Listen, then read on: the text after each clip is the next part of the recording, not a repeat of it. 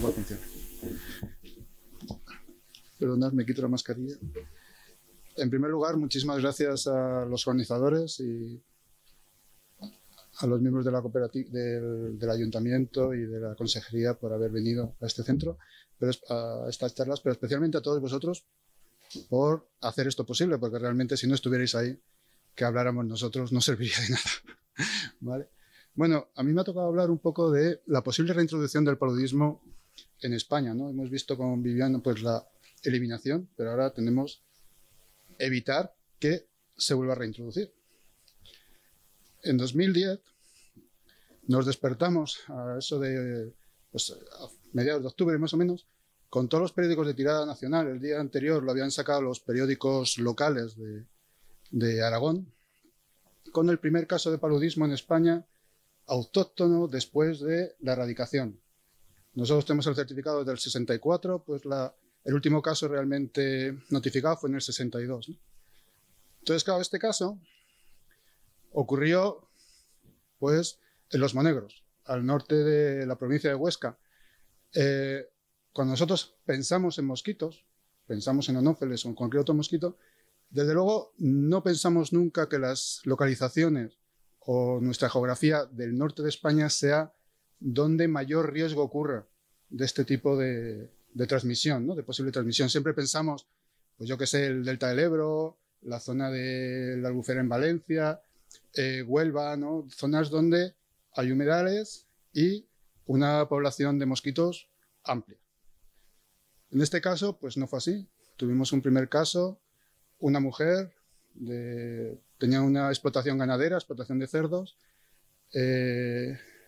llegó al hospital ya después de haber tenido pues varios días de fiebre y no haberse atendido correctamente en el dispensario local del pueblo, y al hacer el análisis hematológico con un sistema automático, el contador pues observó que los eritrocitos eran muy grandes y entonces de excesivo tamaño, entonces dio una alerta para que el hematólogo revisara los slides. Y en este caso, pues el hematólogo vio que había eritrocitos nucleados. En un principio pensaron que posiblemente fuera una babesia, ya que, pues, siendo de origen ganadero y tal, pues en el norte de España pues es más frecuente o es más posible casos de babediosis que un caso autóctono de paludismo, ¿no? Pero bien por hacer test rápidos y luego confirmación a través de las muestras que nos enviaron a nosotros, pues se vio que realmente era una infección por plasmodio, específicamente por plasmodio vivas. Y entonces, bueno, pues nosotros empezamos a movilizarnos y junto a Javier Lucientes en la Universidad de Zaragoza, pues hicimos un estudio entomológico en la zona y, bueno, pues en ese estudio estuvimos analizando la población que había, si había posibles transmisores, es decir, población que estuviera infectada, que pudiera ser la causante o el caso inicial, caso cero. En ese momento, cuando nosotros ya asistimos, pues ya habían pasado más o menos casi un mes después de que se hubiera hecho la recolecta de los frutales, con lo cual ya llegamos tarde. Eso no se pudo observar, pero lo que sí que encontramos fue mosquitos presentes, ¿no? Encontramos Anopheles atroparvus en la zona, bastante abundante, tanto en el exterior, en zonas exteriores, como en el interior. En el interior especialmente de la explotación ganadera de esta familia, ¿no? Casualmente en esa explotación ganadera, uno de esos mosquitos que capturamos, pues presentaba que era un mosquito que era infectado y además era infeccioso, es decir, que tenía oquistes en el estómago y que tenía esporoceitos, con lo cual podía volver a transmitir la enfermedad. Este mosquito nosotros sospechamos que no era el que había infectado a la persona, sino que era la persona, en nuestro caso, que había infectado a ese mosquito por los tiempos, ¿no? Hasta ese momento, realmente, nosotros vivíamos muy tranquilos. Pues la malaria se había erradicado en España en el 64, desde entonces todos nuestros casos eran importados, salvo algún caso excepcional, algún caso congénito, algún caso de transmisión horizontal, pues transfusiones, trasplantes, contacto por jeringuillas, etcétera, ¿no? Pero ese número que nosotros teníamos de casos importados desde ese momento, pues venía a ser, oscilaba entre 500 y 600 casos anuales. A partir del 2017, con un cambio de simplificación en los sistemas de notificación, pues se notó un aumento en el número de casos notificados, que pasó pues a más de 700, 700, 800 cada año. Estos 2 últimos años, obviamente, con la pandemia, pues se ha venido reduciendo mucho, pero mucho. Nosotros lo notamos mucho porque nosotros nos llegan las muestras de casi todos los hospitales españoles y realmente estos 2 años, casi no hemos trabajado en ese sentido. Pero no teníamos bastante con ese primer caso. Y en el 2014 tuvimos el segundo. De nuevo, este caso no ocurrió en otro sitio que pudiéramos pensar que era típico para que hubiera un número alto de mosquitos. Ocurrió en Viana, Navarra, muy cerca, 10 kilómetros más o menos de distancia de Logroño, ¿no? Viana es un pueblo fronterizo entre Navarra y La Rioja. En este caso también, una persona mayor de más de 60 años, no había viajado, no había estado en hospitales. Al final, obviamente, haciendo el estudio epidemiológico, pues se decidió o se planteó que realmente podía ser un caso de transmisión local. El estudio que llevamos a cabo, también con Javier Lucientes, la investigación entomológica, pues no, en este caso no conseguimos encontrar ningún vector, ya llegamos tarde, aunque aquí el caso fue en finales de agosto. Nosotros hacíamos el estudio en septiembre, más o menos, cuando ya se había confirmado que podía ser un caso autóctono, ya ahí ya no encontramos mosquitos. Ya sabéis que climatológicamente, pues dependiendo de la zona, estos se pueden extender más o menos, como nos ha comentado Vivian antes, ¿no? Pero en este caso sí que encontramos otra cosa. Hicimos un estudio de todos aquellos casos de Plasmodio vivas que había habido en la zona, en Navarra y en Logroño, durante los meses anteriores. Y encontramos que, haciendo el estudio, pues entre varios posibles candidatos y otros casos de Plasmodio vivas de otras provincias que habíamos tenido, pues genotípicamente habíamos encontrado un caso donde el genotipo de la población de Plasmodio vivas presente en el paciente era exactamente igual que uno de los casos que se habían clasificado previamente en el mes de agosto, previamente, ¿no? Y además ese caso ocurrió en Logroño. Perdonad. Hay un mosquito por ahí pululando. No os preocupéis que no son anófeles. Bueno, entonces este caso sí que coincidía genéticamente y al final, pues por los tiempos, los periodos, pensamos que sí que podía ser el caso cero. ¿Y cómo comprobamos que era el caso cero? Bueno, pues al final, haciendo un estudio hablando con el paciente, este caso estaba en Logroño, realmente no en Viana, pero hablando con el paciente resulta que este paciente iba todas las tardes a Logroño, que era donde vivía su hijo, o su hija, no me acuerdo, pero paseaba a su nieto todos los días, por la tarde, cuando salía al colegio, al lado del río, ¿vale? Que es una zona pues habitual de mosquitos, porque ahí no está bien encauzado, y entonces es un parque bastante amplio. Y entonces parece ser que sí, que podía ser el caso cero y que coincidía en esto, en el sentido de coincidencia persona infectada, mosquito y transmitir la enfermedad. Lo bueno de este caso es que no fue tan popular, no fue tan mediático como el primero, y realmente este caso se publicó un par de años después, pero no salió en los periódicos, ni siquiera en los periódicos locales realmente. Bueno, eso por un lado está bien porque te quita la presión mediática, pero bueno, para otras cosas igual no está tan bien, ¿no? ¿De qué depende realmente que estemos en riesgo? Bueno, diferentes autores pues ponen una serie de factores, pero bueno, yo los he querido resumir pues un poco en los mismos que se basaba la eliminación, ¿no? Factores dependientes de la presencia del vector, factores dependientes de la presencia del parásito, factores combinados, vector, parásito, y luego por último, pues un poco los factores relacionados con la geografía, el clima, el cambio climático, un poco los factores ecológicos, ¿no?, que tienen que ver.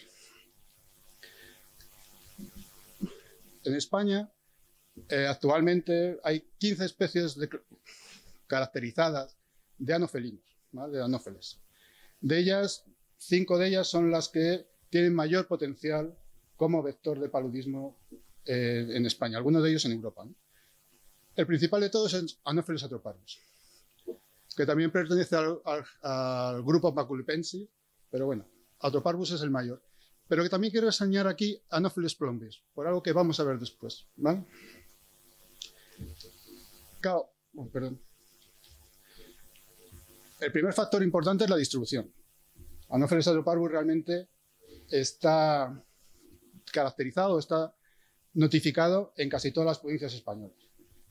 Muchas veces no está o no se ha hecho porque no se ha buscado, ¿vale? Pero posiblemente esté en toda España, con mayor o peor abundancia, pero en casi todos realmente está presente. Un factor muy importante con respecto a su capacidad de poder transmitir la malaria es su grado de antropofilia. O sea, si un mosquito puede ser un vector inmejorable, pongamos Anopheles gambiae en África, pero realmente no usa a los humanos para poner sus huevos, pues realmente su capacidad no importa. En el caso de Antroparvus es un poco así. Realmente no le gusta nada la sangre humana. Prefiere animales, aves, cualquier cosa mejor que nosotros. Pero está ahí, ¿no? O sea, su grado es bastante pequeño, pero tiene su importancia. Y luego, por supuesto, el hábitat. O sea, Anopheles atroparvus es un vector que podríamos llamarle, es un vector natural. Como decía Viviana, pues necesita aguas limpias, pero no solo el agua, el ambiente, ¿vale?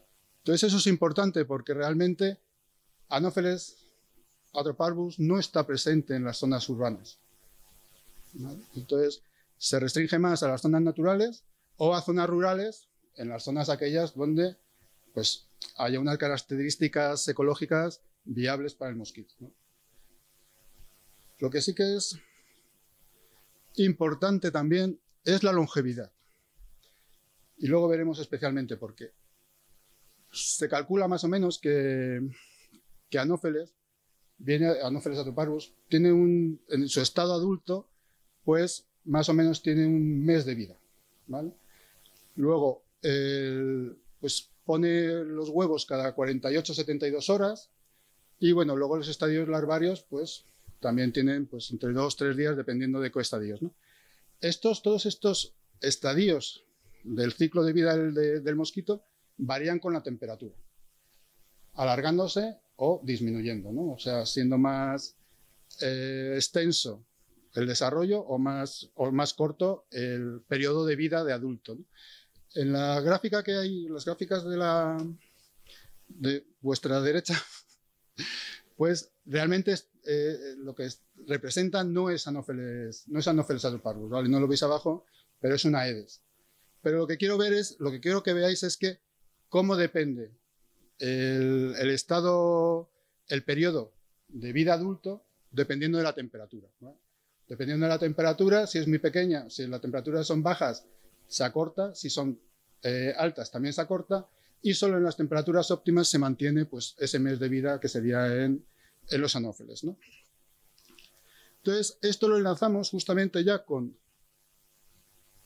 los factores del parásito, porque el primer factor del parásito es su capacidad para desarrollar su ciclo sexual dentro del mosquito.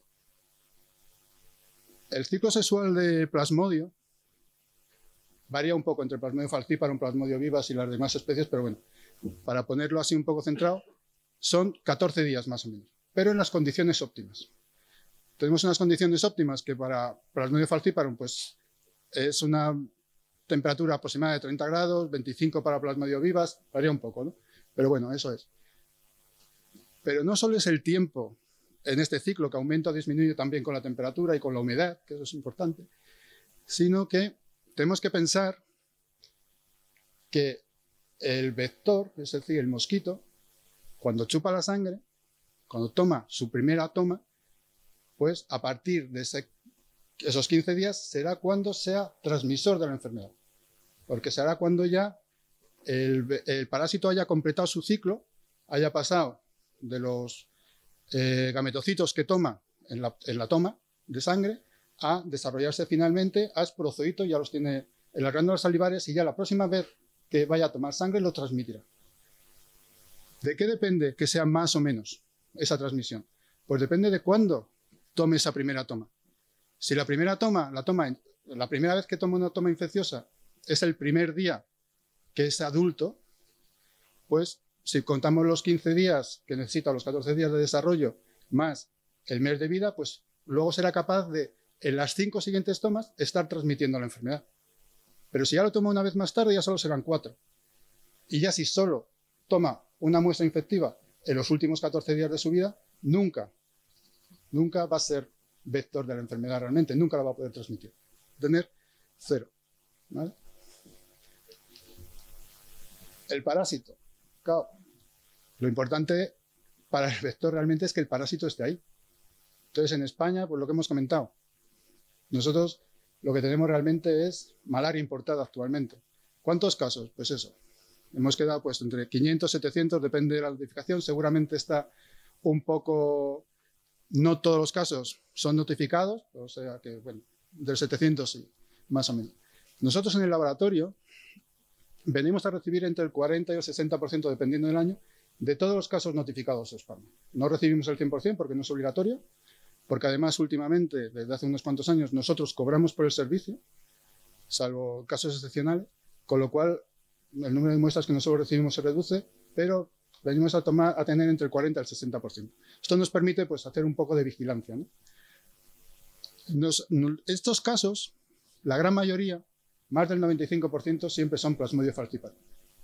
Y solo tenemos pues, entre un 5 y un 10% de las otras especies.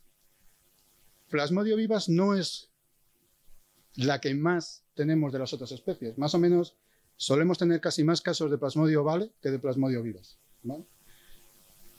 Aquí voy a hacer un inciso respecto a pues, las tablas de datos que presentaba Viviana, de las... Perdona.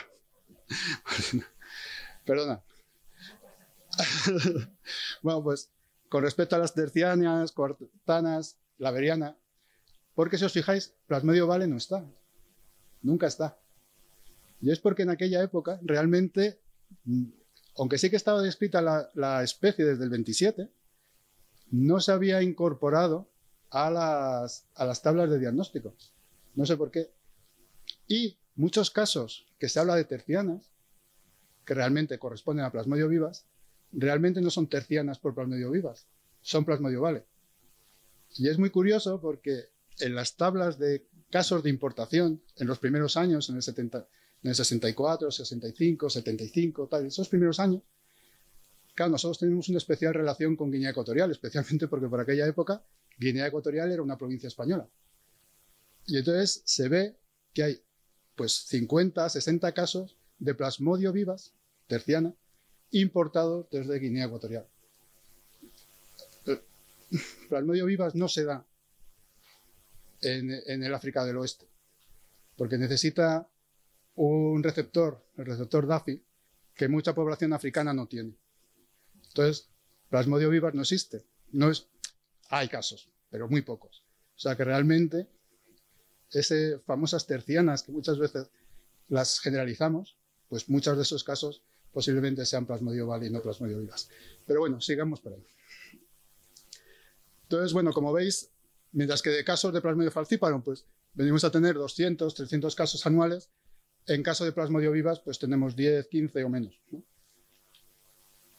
Bueno, perdón. Aquí un pequeño resumen de los dos casos que teníamos. Recordar, nuestros dos casos, Stanford, los dos casos autóctonos o locales, fueron debidos a Plasmodium vivas. El primer caso, me está persiguiendo. El primer caso, solo sabemos que posiblemente el caso cero, o los casos ceros, posiblemente eran población musulmana, porque la población del pueblo decía que oraban en la calle sobre alfombras, entonces puede ser. En el otro caso sí que, el caso cero, habíamos visto que sí que procedía de Pakistán. En el primer caso se observaron Anopheles atroparvus, incluso se vio uno que estaba infectado y era infectante, o infeccioso, mientras que en el segundo caso no, ¿no? Las fechas más o menos, fijaros que los primeros síntomas en un caso fueron en agosto, el otro septiembre, depende un poco el calendario, ¿no? Por medio de, bueno, pues, de estudio del haplotipo mitocondrial, pues al principio pudimos determinar que realmente los dos casos habían ocurrido pues, en el subcontinente indio o en el este de África, que pues, sería la procedencia, y haciendo un estudio más fino, pues al final quedamos en que correspondían a bien Pakistán, India o Afganistán. Esa zona era realmente la zona donde provenían nuestros 2 casos, ¿no? Los casos 0 provendrían de esas zonas. ¿Por qué este comentario? Bueno, nosotros, nuestros casos de vivas, la gran mayoría de las procedencias, hasta hace 3 o 4 años, era Pakistán. Y más recientemente hemos empezado a cambiar la curva y ahora nuestros casos, casi todos provienen de Venezuela. Las poblaciones de Venezuela, que está aquí a la izquierda, es que no sé si debéis saberlo, y las poblaciones de Pakistán son urbanas. En su gran mayoría son urbanas. Venezuela, pues hay muchos. Se concentra más la población en Madrid y en Barcelona, algo más en el resto de provincias, pero principalmente estas 2. Mientras que la población pakistaní se concentra especialmente en Barcelona. En Barcelona, además, para quien haya estado allí o vaya de vez en cuando, si os fijáis, comparado con Madrid, mucha gente de aquí es de Madrid, en Madrid las tiendas las tiendas de todo a 100, en Madrid, pues casi todas las que las llevan son chinos. En cambio, en Barcelona, los chinos tienen los barrios de tapas y quien lleva las tiendas de todo a 100 son los pakistaníes. ¿Vale? Es una población generalmente urbana. En la zona de Alicante y Valencia, no. Esos son zonas más rurales y además son los que se dedican precisamente a un poco a la agricultura. ¿Por qué cuento esto? No, cuento esto porque hay que mirar lo que ha ocurrido en Europa. Y en Europa, a partir del 2010, ha habido un brote importante en Grecia de casos de malaria local, o malaria autóctona, malaria transmitida por vector, ¿no?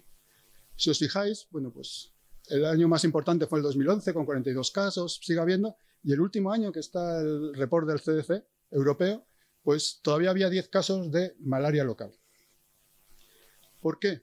Bueno, la política migratoria de Grecia es un poco rara. Yo creo que como en todos, nosotros haremos seguramente lo mismo.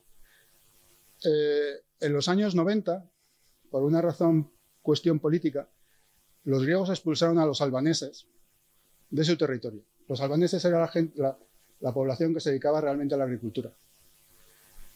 Esta población fue parcialmente o progresivamente siendo sustituida entonces por rumanos, por población rumana. Pero hasta el 2017. En el 2007, ¿no? En el 2007, Rumanía entró en la Comunidad Europea, con lo cual empezaron a tener sus derechos sociales como todo el mundo. Con lo cual empezaron a sustituir esa población rumana por emigrantes venidos de Pakistán. ¿Que dónde vivía? Bueno, pues vivía en zonas próximas a los cultivos y a las zonas de agricultura, pero en infraviviendas. Entonces, ¿qué ocurrió? Bueno, Pakistán, si no lo veis por ahí, pues tiene entre las enfermedades infecciosas, el 40% más o menos se calcula que son debidas a malaria, ¿vale? En esta población. Pues claro, ¿qué ocurrió? Que ellos consideraban que todo caso de malaria dado en una persona no griega era un caso importado. Pero es que si miras las estadísticas, claro, ves casos importados que, bueno, en este caso pues había pakistaníes, aunque llevaban 5 años en el país sin haber salido, pues era considerado importado. Pero es que también estaban marroquíes, había rumanos, había otras poblaciones de países que no tienen malaria.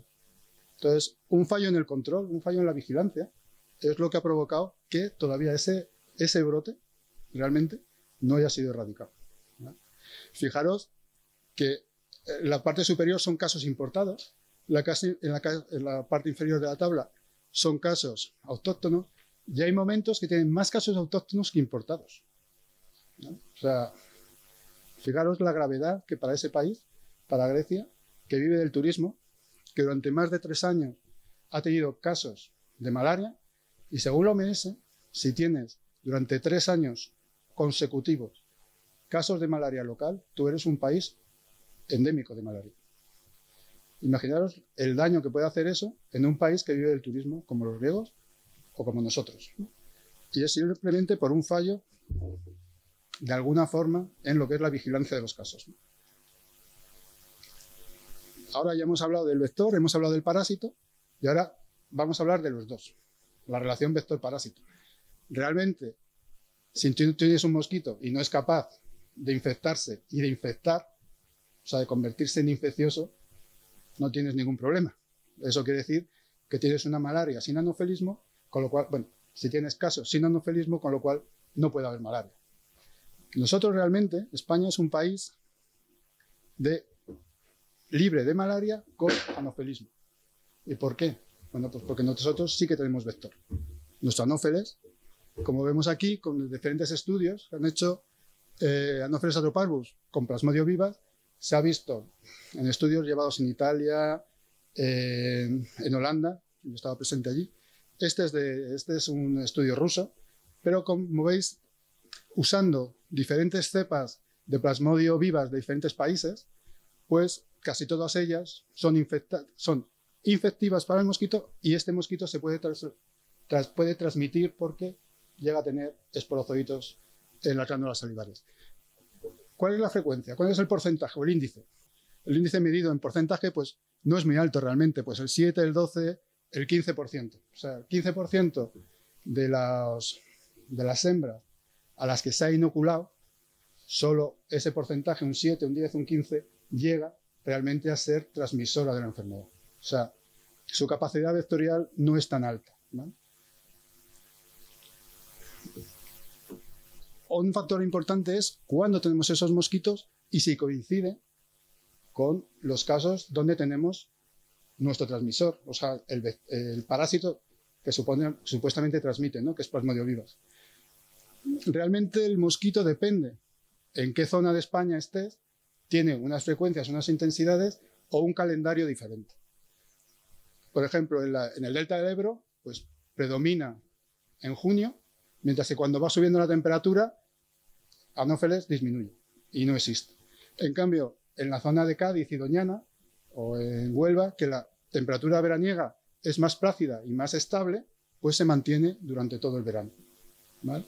Desde julio hasta octubre, más o menos, pues tienes un número de mosquitos correspondientes a Anopheles, pues interesante, ¿no? Claro, ¿cuándo coincide ese calendario con los casos de vivas que nosotros tenemos? Bueno, pues si os fijáis, realmente vivas, nosotros lo tenemos un poco esporádico, porque claro, depende de dónde nos provengan los casos. Tenemos casos desde enero, más o menos, hasta diciembre. Es en primavera exactamente cuando los números disminuyen, pero el resto del año más o menos se mantienen estándar.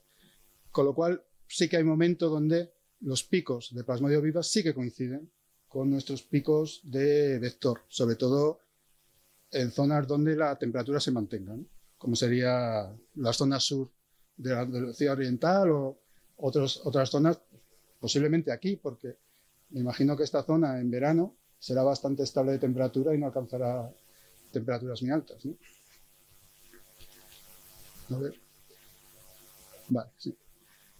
Claro, como hemos visto nosotros, la mayoría de nuestros casos son realmente Plasmodium falciparum lo que tenemos. Entonces, ¿es nuestro vector capaz de transmitir Plasmodium falciparum? La verdad que todos los estudios que se han hecho han mostrado que no. Que no ha habido hembras nunca que lleguen al nivel de esporozoito. O sea, que lleguen a desarrollar el parásito totalmente. Sí que ha habido algún ejemplo, un trabajo de Colucci, del profesor Colucci, hace muchos años. Yo trabajé con él también hace muchos años. Pues sí que mostró que en alguna población pues sí que podían desarrollar oquistes, pero nunca llegaba a conseguir esporocitos. O sea, nunca completaba el ciclo, ¿no? El parásito. Pues para nosotros genial. Si no transmite Plasmodium falciparum, que es lo que más parásitos tenemos, pues podemos vivir tranquilos, ¿no? Algún caso de Plasmodium vivax, pero bueno, ya sabemos que Plasmodium vivax tampoco es lo más importante. Pero entonces llega el famoso Anopheles plumbeus que os comentaba antes. Con este sí que se han hecho estudios. Si se han hecho estudios, bueno, os contaré luego por qué, de si son capaces de transmitir Plasmodium falciparum. Y sí es capaz de transmitir Plasmodium falciparum. No se ven bien aquí los números, pero bueno, a mi izquierda de la tabla está la capacidad de Anopheles plumbeus y a la derecha está el experimento reflejo hecho con Anopheles gambiae, ¿vale? Para comparar. Entonces, bueno, lo que sí que se ve es que los porcentajes de hembras que completan la esporogonia, o sea, que son capaces que tienen esporozoitos en las glándulas salivares, pues viene a oscilar entre el 83 y el 30%, dependiendo del experimento, ¿no? En Plasmodium falciparum nos irá entre el 60 y el 90, creo que estamos. Pero sí que os fijáis, tiene un porcentaje más alto que lo que tenía Anopheles atropardus para Plasmodium vivax, que estaba entre el 5 y el 15%. Lo que sí que se ve gran diferencia con respecto a Anopheles gambiae es el número de esporozoitos que presenta por hembra. El número de esporozoitos es muy bajo. Realmente, bueno, no lo veis, pero hay pues como 1500 o 100 en un experimento y otro, mientras que de Anopheles gambiae está en 20.000, 10.000, 12.000, o sea, la diferencia es amplia, ¿vale? Pero existe. Es decir, Anopheles plumius sí que es capaz de transmitir Plasmodium falciparum. ¿Y cuándo se vio esto? Bueno, realmente esos estudios vienen porque en 1975, en un hospital alemán, hubo un par de hermanos que habían ingresado por no sé qué razón, porque tampoco me he leído todo el paper entero, pues ingresó en el hospital y desarrollaron malaria mientras que estaban allí. Se hizo el estudio de por qué habían cogido malaria y dónde, pues si no habían viajado nunca y tal, y entonces se vio que había habido un chaval, un chico nigeriano, pues como 2 o 3 semanas antes, que había tenido Plasmodium falciparum. Entonces, bueno, hicieron un estudio genotipado, que es lo que normalmente se hace para comparar poblaciones y ver, teóricamente, si es una transmisión horizontal, los genotipos tienen que ser iguales. O los genotipos que presente el caso nuevo, tienen que por lo menos venir del caso original. Entonces es una transmisión horizontal. Si hay recombinación, se supone que habrá genotipos nuevos que no están en el caso C. Y es lo que ocurrió en este caso. Se observó que los 2 hermanos tenían genotipos diferentes a los que presentaba el caso inicial o el caso sospechoso 0, ¿no? Entonces, realmente hicieron un estudio entomológico y encontraron Anopheles plumius en la zona. Entonces, pensaron que sería causado por este mosquito, ¿no? A ver, que me salta una. Vale. Si os fijáis en la distribución, pues en Europa, pero en España también está descrito en varias provincias, y volvemos un poco a lo mismo de antes de Anopheles atropardus. Igual en las que no está descrito, no es porque no exista, sino porque no se ha buscado, ¿vale? Que a veces ocurre, o porque no se ha caracterizado apropiadamente, ¿no? Puede ocurrir. Realmente no es el único caso que ha habido en Europa de sospecha de transmisión vectorial de Plasmodium falciparum. Ha habido varios a lo largo de los años. Estos casos siempre hay que tratarlos con mucho cuidado, ¿vale? Siempre se debe hacer un estudio entomológico, un estudio de genotipado, para realmente diferenciar estos casos de posibles recaídas. Nosotros hemos tenido bastantes casos de recaídas a cabo de 2 años de Plasmodium falciparum, o 18 meses, que las conseguimos ver comparando genotipos, porque cuando recibimos las muestras nosotros las guardamos en colección. Entonces si esa misma persona, pues recibimos muestra suya años después, podemos comparar poblaciones y ver si realmente es una recaída o es una infección nueva, ¿no? Importante en el caso de los emigrantes, como hemos visto un poco lo que ocurría en Grecia, ¿no? O también diferenciarlo de aquellos casos que son nosocomiales. Recientemente, bueno, en el 2018, antes de la pandemia, el CDC europeo sacó un report con diferentes casos de transmisión horizontal que habían ocurrido en hospitales. Entre ellos, 2 de los casos eran 2 casos nuestros. Entonces es muy importante el estudio genotipado para saber exactamente si los casos son realmente una transmisión horizontal, son una recaída, o realmente hay sospecha de que sea una transmisión vectorial. En los estudios de lo que son las malarias inducidas o las nosocomiales, la verdad que hemos tenido, más o menos se viene a tener un caso de este tipo anualmente. Un poco antes se tenían más, ahora ya se va reduciendo. De todos los que hemos tenido uno que no hemos podido resolver el tema por indeterminación, no suficiente ADN, bueno, una serie de problemas técnicos más que de otra cuestión. Pero en un caso, también en el 2010, sí que no fuimos capaces de comparar, o sea, de determinar que el sospechoso de caso cero era el causante de esa malaria que había tenido el paciente. Los genotipos no coincidían en absoluto. Este es un caso que ocurrió en Mallorca en el 2010 por Plasmodium falciparum y bueno, sigue en el aire. Nunca hemos sabido realmente cuál es la causa de infección. Teóricamente, Anopheles plombios no está en Baleares, no está descrito. No se sabe, pero por lo menos por ahora no está descrito, ¿no? Y por último nos quedaría ver pues, un poco lo que son los factores ecológicos, climáticos, distribución. Como tenía un poco de tiempo así cortado, ahora he tenido un poco más, pues no quería entrar. Hay un estudio del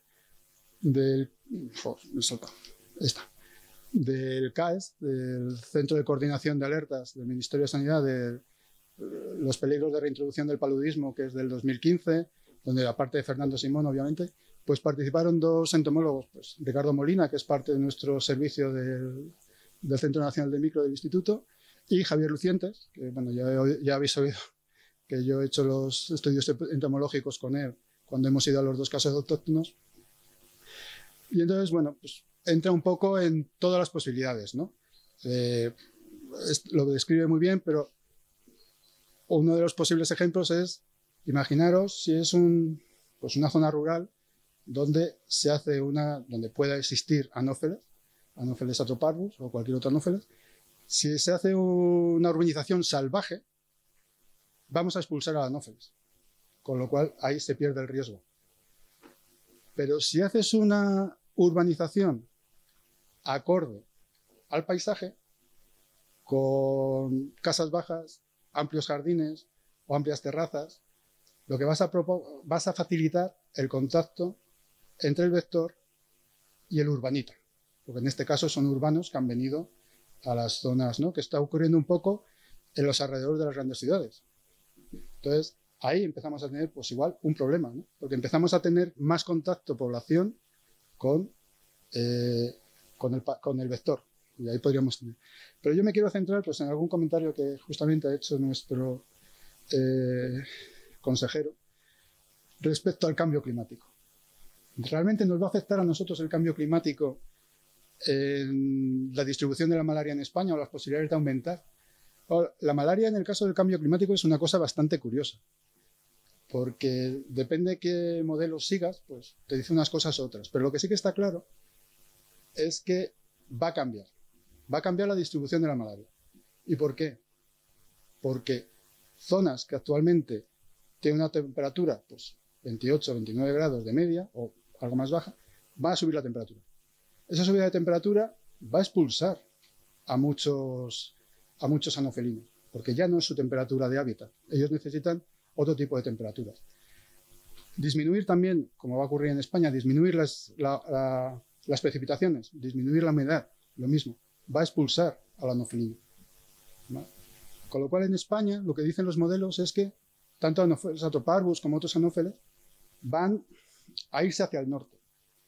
Y en el resto de la península van a estar pacheados, es decir, en alguna zona donde habrá microclimas sí que es factible que siga la presencia del vector, pero cuanto más reducida es la distribución, pues más difícil será que se desarrolle realmente al final un ciclo completo, ¿no?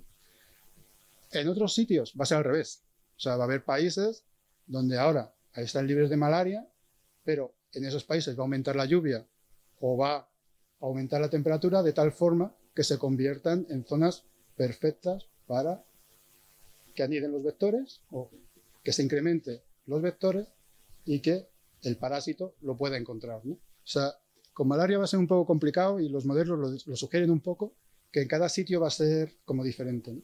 Las previsiones para España son un poco estas. Y por último, ¿cómo evitar el riesgo? Realmente, según yo lo veo, es una cuestión personal, no vamos a poder evitar que haya casos esporádicos, como hemos tenido. Seguramente algún caso se nos ha escapado. Yo estoy convencido que algún caso más de malaria hemos tenido, ¿vale? Pero no hemos sido capaces de encontrarlo. Por ello, lo importante es siempre hacer una vigilancia real, una vigilancia activa, epidemiológica, de todos los casos sospechosos que haya, incluido si esta sospecha es con personas, con emigrantes que lleven tiempo sin viajar a su país. O sea, esos estudios hay que hacerlos.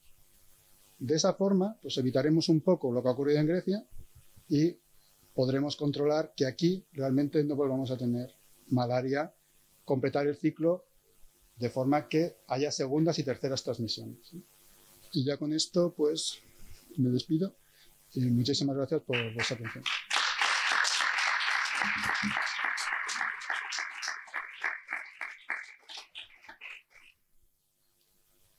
¿Alguna pregunta? Sí. Sí, yo quería preguntarle, no he escuchado acerca de la branquia. Yo soy historiadora de la ciencia y bióloga. No soy especialista en entomología, pero sí, claro, he leído mucho acerca del complejo, evidentemente. Entonces, no le he escuchado, si no recuerdo mal, acerca de la branquia. En su momento, en Murcia existía, puesto que además es una zona muy seca, con temperaturas altas, y sí que había falciparum transmitido por la branquia. Entonces, tengo entendido que hoy en día, si no estoy mal informada, no existe en España. Entonces, acerca de la posibilidad de la reintroducción de la branquia en España. Realmente se supone que en España se ha erradicado y no parece factible que vaya a volver a reinvadirnos, ¿vale?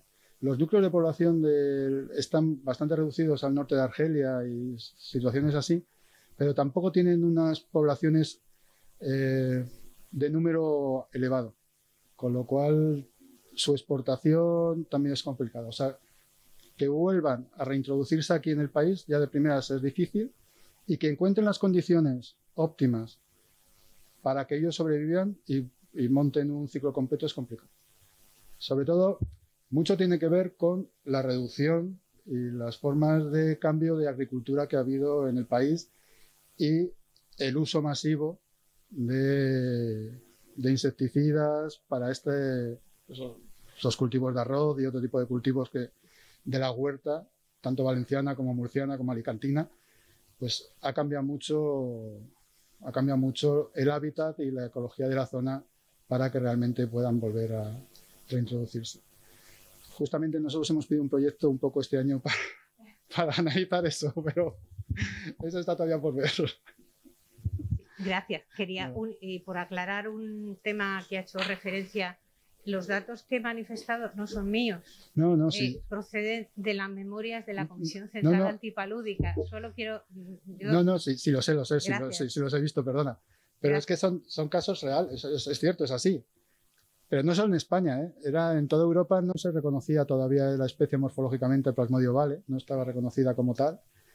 Y realmente yo no recuerdo ahora cuándo fue el primer caso que se determinó realmente como Plasmodium vale y que se hacía diferencia. Yo no sé si fue ya bastante tardío, pasado, no sé, me acuerdo que haberlo leído, pero no te puedo decir ahora mismo cuál es el año. Gracias. Sí, José Miguel, yo en primer lugar quería felicitaros tanto a la doctora Balbina como a ti por las presentaciones completísimas, exhaustivas, yo creo que muy bonitas, ¿no? Tú haces referencia a la vigilancia epidemiológica del parásito. Yo creo que igualmente importante es la vigilancia del vector, y sobre todo unos trabajos que se interrumpieron ya a comienzos de los años 80 era ver cuál era la susceptibilidad de los mosquitos en las zonas previamente endémicas, ¿no? Se hicieron trabajos cada verano analizando esa susceptibilidad de insecticidas que se utilizan con fines agrícolas y que probablemente han ido desarrollando resistencia a los mosquitos, y nos podemos encontrar en la situación de que tú puedes hacer un genotipado brillantísimo, pero no podemos interrumpir el ciclo. No, estoy de acuerdo. Bueno, ya has visto que lo primero que hacemos nosotros cuando hemos tenido los casos sospechosos, nosotros no lo hemos publicado. Es decir, cuando el primer caso, contar la anécdota, Porque el primer caso nos prohibieron que dijéramos nada, ¿no? Al cabo de 3 días salió en el periódico de Aragón, o al cabo de 2 días, y luego al día siguiente ya en todos los periódicos, ¿no? Pero al cabo de una semana estaba publicado en Neurosurveillance. O sea, ya era una revista científica. Cuando todavía no se había hecho realmente un estudio, ni entomológico, ni un estudio epidemiológico profundo, pero ya se había publicado, como caso autóctono. Nosotros lo primero que hacemos siempre, en esos casos, es el estudio entomológico. O sea, buscamos si hay vectores, eso es lo principal. Y bueno, en uno de los casos de malaria inducida, estos que hemos tenido recientemente, pues una niña, eso salió en los periódicos de la televisión, una niña en un hospital de Móstoles, que era un bebé, menos de 6 meses, con una infección mixta de plasmodio malaria y plasmodio vale. Ocurrió en, no me acuerdo si era enero o febrero. Ricardo Molina, pues nuestro entomólogo, el pobrecillo poniendo trampas en el hospital en enero o febrero para ver si había algún mosquito. O sea, obviamente no lo había. Y en los charcos que habíamos encontrado, que encontraron, pues tampoco había larvas ni nada. Es una época, además fue un invierno bastante duro en Madrid, con lo cual mosquitos no había. Entonces, nosotros siempre hacemos el estudio entomológico. Y lo que comentaba antes Viviana, el proyecto que hemos solicitado es un poco, incide en eso. O sea, la parte entomológica, saber si nuestros vectores o ciertos vectores son capaces también de transmitir esa enfermedad. Primero, encontrarlos, ver lo que hay y estudiar esos vectores realmente, o esos, si son posibles vectores o no. Y eso es una de nuestras áreas. ¿Son susceptibles a los insecticidas? Ya, eso también tiene sus quehaceres, porque ya sabes que teóricamente hay muchos insecticidas que están prohibidos. Ya. Pero aquí se usa de todo, porque se usa la parte legal y la parte ilegal.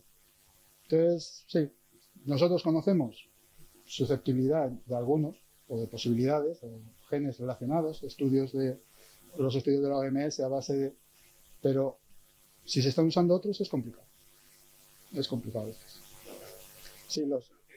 Desde el punto de vista de salud pública, hay una manera que es, de acuerdo a la normativa que se puede utilizar, no hay intención porque se puede utilizar Ya. de olivos, etc. Siguiendo esa normativa, saber si tus inscritos a los genes son susceptibles o no, a eso sí se nos puede permitir.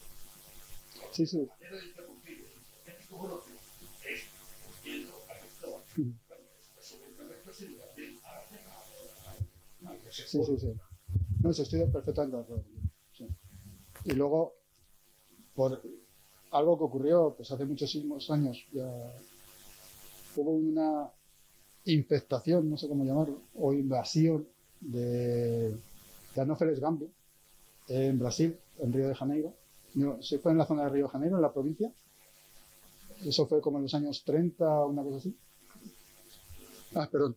Pues fue como Anopheles gambiae, es el típico vector o el mayor vector en África, consiguió introducirse en Brasil, en la zona de Río de Janeiro, en la provincia, y pues tuvo una importancia bastante importante porque es un vector que funciona muy bien, en África lo demuestra, y entonces en esa zona, en Río, la verdad que malaria no existía a unos niveles muy altos.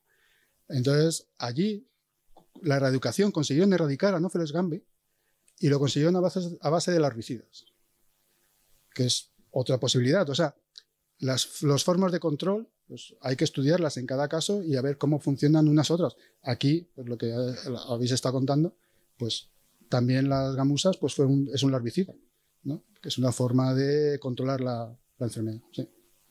Sí, pero la parte entomológica yo estoy de acuerdo contigo que es una parte fundamental.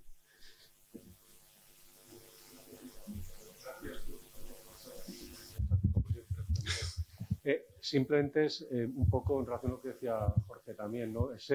Si donde se han detectado esos casos que constancia autóctonos en el 2010-2014, si aparte del estudio entomológico, obviamente en su momento, si luego hay un seguimiento en esos puntos, que realmente es donde se han localizado los casos, si se ha seguido haciendo y si se ha utilizado pues algún tipo también de insecticida en la zona para intentar evitar la posible transmisión. Más si se mantienen además, pues supongo que las explotaciones de la zona, ¿no? Sí, cuando se detectaron los casos, bueno, el primer caso se usó insecticida en la zona, o sea, se intentó eliminar el vector o el posible vector, se disminuyó la población y ahora está incluida dentro de lo que es sobre todo Javier Lucientes es de Aragón, está incluido la zona de Monegros dentro del programa de vigilancia. En La Rioja también hay un grupo entomológico muy potente y también estudia la zona. ¿Vale? O sea, generalmente, claro, lo que decía antes, ¿no? Nosotros siempre esperamos que sea en el Delta del Ebro, en Doñana, tal. En todas esas zonas sí que tenemos pues, grupos de entomología bastante potentes, ¿no? Que estudian no solo la parte entomológica, sino también las posibles correlaciones con vector, luego con clima, con muchas cosas, con el parásito, ¿no? Pero es en las zonas, como tú bien dices, donde no esperamos que exista esos casos locales, donde ¿qué está ocurriendo? Bueno, pues realmente en estos sitios sí que se está estudiando, en otros no te puedo decir, no lo sé. O sea, no sé si específicamente en Cantabria puede haber algún grupo, o en Castilla y León, en la zona norte, pues vosotros en ese caso sabrás más de Salamanca. Lo que te digo es que en la zona de La Rioja y Navarra sí que se controla ahora, y en el caso de Huesca, en los Monegros también. Eso se vigila. Dime, María.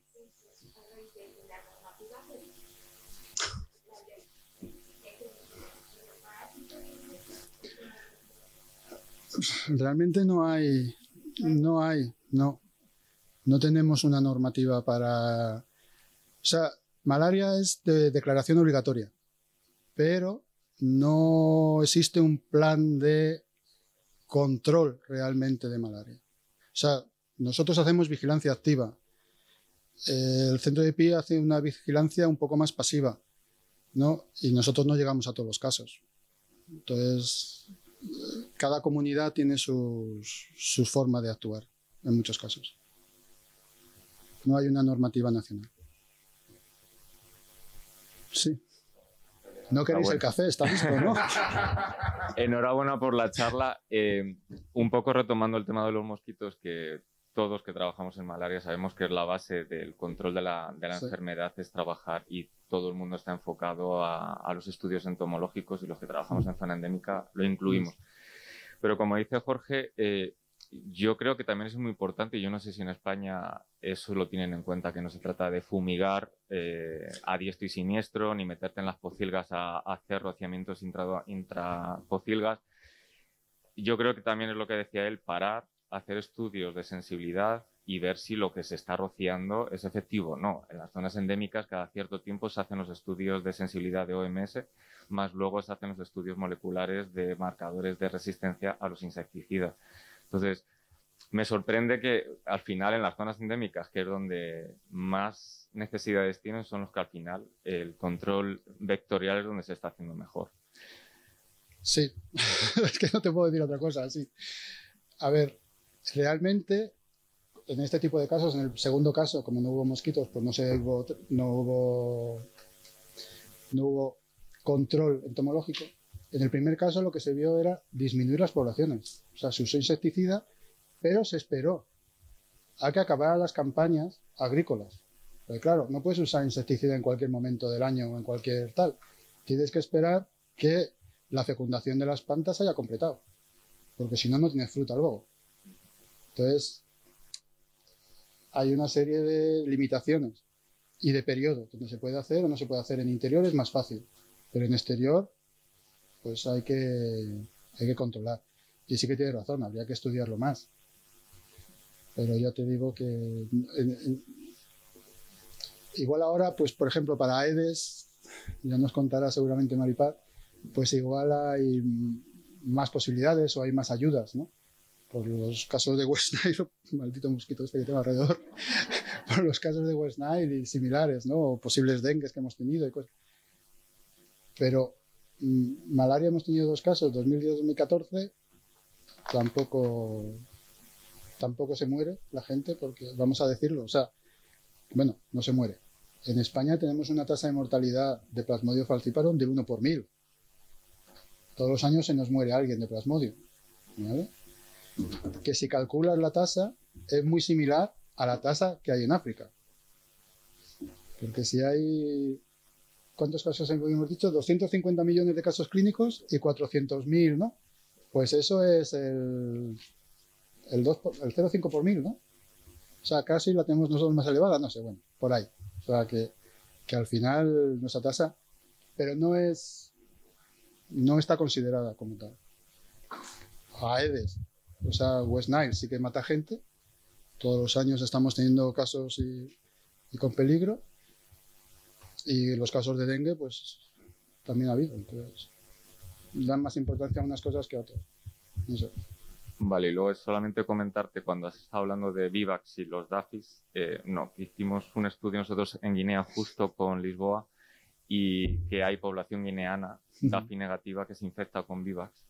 Y de hecho, Hernando del Portillo de Yes Global, el Plasmodium vivax está tomando una importancia frente a las infecciones, no como falciparum, pero entre comillas comienza a matar.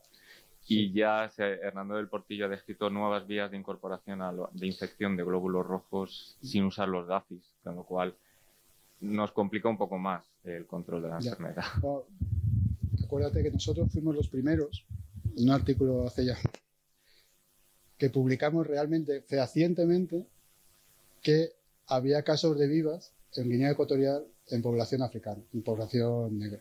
Fuimos los primeros. A partir de nosotros ya hubo más reports que empezaron a publicar ya lo mismo. Y sí, yo creo que no es solo el DAFI. Igual que Plasmodium falciparum ya se sabe que tiene segundas y terceras vías de entrar en el eritrocito, Plasmodium vivax habrá adquirido la capacidad evolutiva o no evolutiva, o la tendría de antes, de infectar el eritrocito buscando otros sistemas, ¿no? Otras moléculas que le permitan entrar dentro. Sí.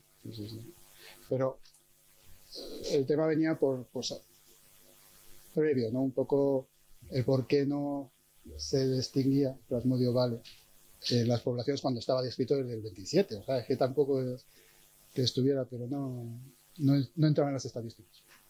Era una terciana ligera como el Plasmodium vivax. La importante era la beriana con Plasmodium falciparum. No entra.